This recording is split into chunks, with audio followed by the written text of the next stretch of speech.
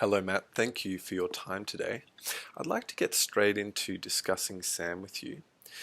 He's been having ongoing generalized anxiety, including ruminative thoughts.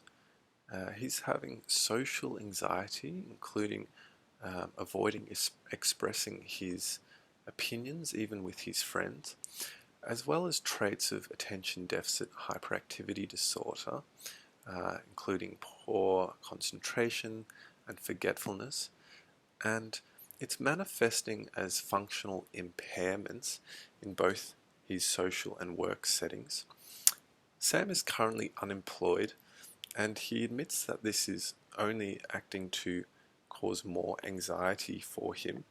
And so part of the long-term goal with Sam is to improve his functional engagement, particularly the social participation and job seeking, and also to reduce his overall anxiety via behavioral change. So for the next session with Sam, we'd like to identify one avoidance behavior and collaboratively plan a graded exposure task for the upcoming week that he himself is rated as a low-level distress that he could complete in line with the overall therapeutic aim for Sam to increase his functioning as well as reducing some of that anxiety. So to tackle this, my suggestion for Sam would be to administer CBT therapy, and the rationale for this is the wealth of support in the literature that suggests generalized anxiety disorder, social anxiety disorder, and ADHD can all be best treated with CBT. The part of CBT that is also particularly good for Sam's case is that we can target some of these maladaptive thoughts that he has around his social interactions, as well as targeting some behavioral change, especially around his work and working to improve his functioning in those settings. Now with Sam, because he's reported having poor concentration and difficulty with instructions, the CBT treatment would be adapted to just make sure we are delivering the instructions clearly and in an easily comprehensible way for Sam, just so that we're not overloading him and ensuring he's engaging with the process is supported adequately. And to add to that, Sam's reported forgetfulness is also something we would consider, especially with the very vital homework task that Sam must complete as part of the CBD process. So we would be structuring a reminder for him just to make sure that he does complete that very vital part of his homework and the overall process.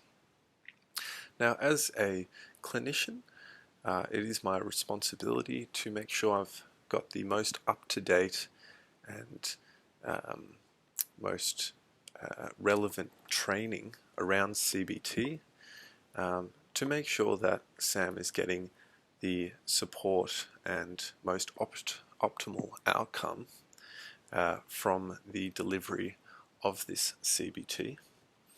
And in addition to this, I will be self-reflecting and also seeking supervision, particularly to challenge any potential underlying personal biases that I may have around ideas of productivity and normative functioning for young adults.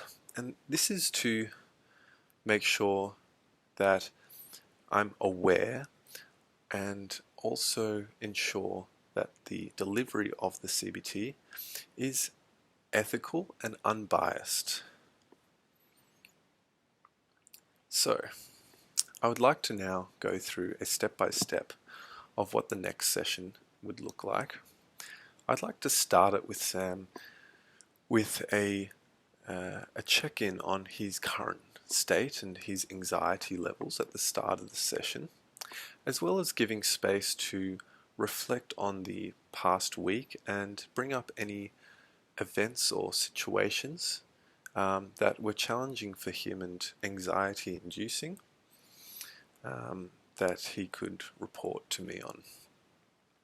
We'd then go into some brief psychoeducation, ensuring that it's nice and clear to Sam, and using the hot cross bun model, we can show that the interaction of thoughts, feelings, and behaviors and physical symptoms are something that he can see in a visual representation and understand as a framework for the CBT that we're administering.